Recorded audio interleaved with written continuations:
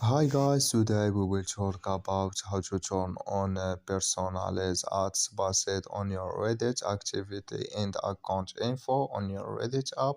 We will just go up here and this picture on app we will click. Then this window show for us. Then we just click here on settings. Then we come here to settings window. Then we just click here on account for you.